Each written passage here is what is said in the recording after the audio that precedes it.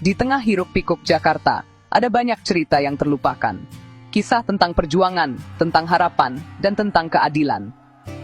Salah satu cerita itu datang dari seorang pria yang namanya mungkin tidak selalu menghiasi tajuk utama berita. Namun karyanya terasa hingga ke denyut nadi kota. Ia adalah J.J. Armstrong Sembiring. Seorang pengacara yang memilih jalan berbeda. Ia tidak hanya melihat hukum sebagai pasal-pasal kaku di atas kertas, tetapi sebagai alat untuk membela mereka yang suaranya seringkali tak terdengar. Dedikasinya bukan sekadar profesi, melainkan sebuah panggilan jiwa yang mengakar kuat pada keyakinan bahwa setiap warga negara berhak mendapatkan keadilan yang sama di mata hukum. Latar belakangnya sebagai praktisi hukum telah menempanya menjadi sosok yang tajam dan kritis. Namun, yang membuatnya istimewa adalah hatinya. Hati yang tergerak melihat ketidakadilan di sekitarnya. Pada awal tahun 2000-an, sebuah isu besar mengguncang warga Jakarta. Isu yang menyangkut kebutuhan paling dasar manusia, air. Kebijakan privatisasi air di era Gubernur Sutiyoso membuat sumber kehidupan itu dikelola oleh pihak swasta. Akibatnya, harga air melambung tinggi, kualitasnya menurun, dan akses menjadi sulit bagi masyarakat, terutama mereka yang hidup dalam keterbatasan ekonomi. Ini bukan lagi sekadar masalah kebijakan, ini adalah persoalan kemanusiaan yang menyentuh jutaan nyawa. Melihat keresahan warga yang semakin meluas, Armstrong Sembiring merasa terpanggil. Ia tahu bahwa diam bukanlah pilihan. Ia meyakini bahwa air adalah hak asasi, bukan komoditas yang bisa diperjualbelikan demi keuntungan segelintir pihak. Dengan keyakinan itulah, ia memutuskan untuk berdiri di garda terdepan. Ia tidak sendirian, ia bersama warga, menggalang kekuatan untuk melawan kebijakan yang dianggap tidak berpihak pada rakyat. Langkahnya berani, penuh risiko, namun didasari oleh niat tulus untuk mengembalikan hak warga Jakarta atas air bersih yang layak dan terjangkau. Sebuah perjuangan yang akan tercatat dalam sejarah hukum negeri ini. Bagi Armstrong, hukum harus menjadi napas bagi keadilan sosial. Ia melihat para ibu yang kesulitan mendapatkan air untuk memasak, anak-anak yang terancam kesehatannya, dan para ayah yang terbebani dengan biaya yang semakin mahal. Itulah yang memberinya energi tak terbatas untuk memulai pertarungan hukum yang panjang dan melelahkan. Ia mempersiapkan segala sesuatunya dengan cermat, mengumpulkan bukti, mendengarkan keluh kesah warga, dan merumuskan strategi hukum yang solid.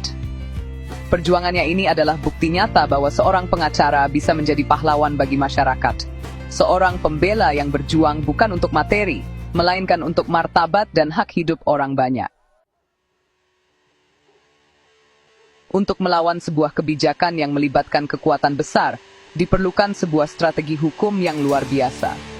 J.J. Armstrong Sembiring memilih jalur class action atau gugatan perwakilan kelompok. Apa itu class action? Ini adalah mekanisme hukum yang memungkinkan sekelompok besar orang dengan keluhan yang sama untuk mengajukan satu gugatan secara bersama-sama. Dalam kasus ini, kelompok itu adalah seluruh warga Jakarta yang dirugikan oleh privatisasi air. Langkah ini sangat penting, karena menyatukan suara-suara kecil yang tercecer menjadi satu kekuatan besar yang menggema di ruang pengadilan. Gugatan ini bukan lagi tentang satu atau dua orang, melainkan tentang nasib jutaan penduduk ibu kota. Pada tahun 2003, pertarungan itu pun dimulai di Pengadilan Negeri Jakarta Pusat. Armstrong Sembiring mewakili warga Jakarta, dengan tegas menuntut agar kebijakan privatisasi air dibatalkan. Argumen utamanya sederhana namun sangat mendasar. Air adalah sumber daya alam yang dikuasai oleh negara dan harus dipergunakan untuk sebesar-besarnya kemakmuran rakyat, sesuai amanat konstitusi. Menyerahkan pengelolaannya kepada swasta, yang orientasinya adalah keuntungan, dianggap telah melanggar hak konstitusional warga. Di ruang sidang, ia memaparkan data, fakta, dan kesaksian tentang bagaimana privatisasi telah menyengsarakan rakyat kecil dan menengah. Prosesnya tidaklah mudah. Setiap argumen dibantah, setiap bukti diuji. Pihak lawan tentu tidak tinggal diam. Mereka datang dengan tim hukum yang kuat, mencoba mematahkan setiap dalil yang diajukan Armstrong. Namun, kekuatan gugatan ini terletak pada kebenarannya yang universal. Ini adalah perjuangan tentang hak dasar untuk hidup. Suara warga yang diwakili oleh Armstrong menggema, menceritakan kesulitan mereka sehari-hari. Ruang sidang yang dingin dan formal, seolah menjadi saksi bisu dari sebuah perjuangan yang sangat manusiawi. Perjuangan untuk setetes air bersih yang menjadi penentu kehidupan.